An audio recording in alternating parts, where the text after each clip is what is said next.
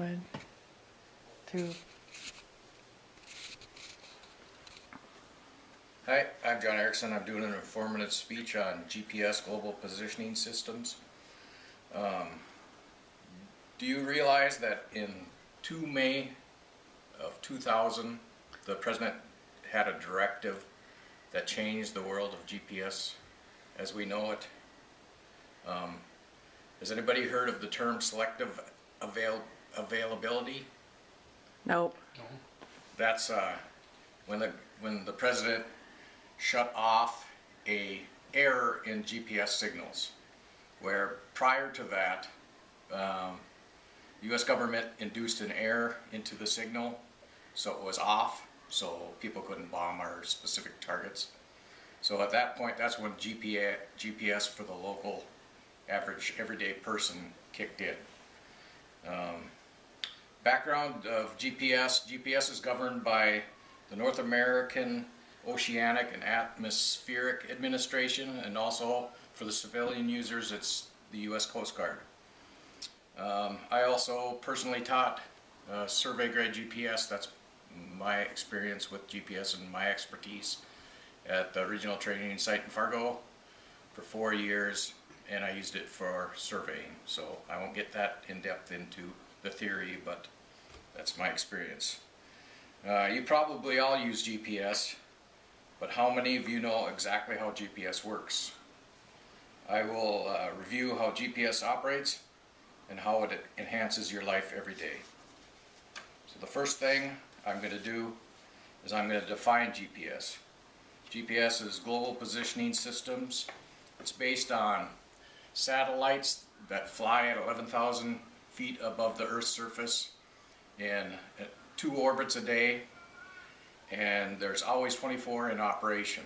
There's different satellite systems, the European, there's GLONASS, there's L5, which is the US, but there's a whole bunch, there's Indian, they're all launching them, but at least there's 24 going at the same time.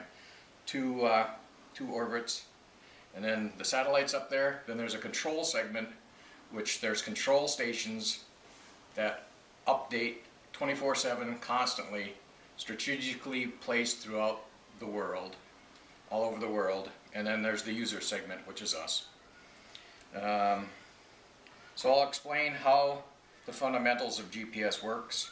It's based on time distance using the speed of light and sine waves, and that brief error or that brief time frame before your GPS locks in is a sine wave that goes up to the satellite from your receiver, and it's trying to figure out that last sine wave because it's not a complete wave, and that's the time frame that it takes. It's based on time and distance in that sine wave, the speed of light, and triangulation of the difference between where the satellite is in position to you and in position to the core stations that are continuously updating where those satellites are. It's satellite location and distance to the satellite. We'll go over the master control stations. You got the satellites, now you got the master control stations. They constantly gain and figure out almanac information, which tells exactly where the satellites are in the sky, and ephemeris information, which actually tells you the time and the distance that they're from the Earth. The last step is the user segment, which is us. The satellites work on an atomic clock, a high-dollar atomic clock based off Greenwich Mean Time. And the receiver, like in your cell phones and that, works off a crystal time clock, which is like a wristwatch time clock. And of course the satellite one is more accurate, but that's based how it's used, its time and distance. So the user segment has cell phones, tracking chips for pets and convicts, Garmin, TomTom, guided missiles, airplanes use ILS.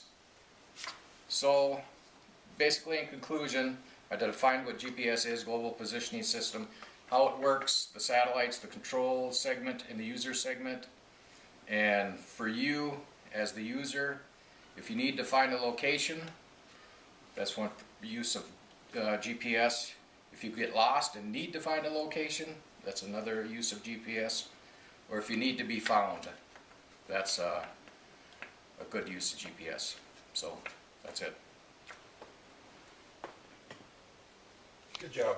Yeah. Does it make any sense?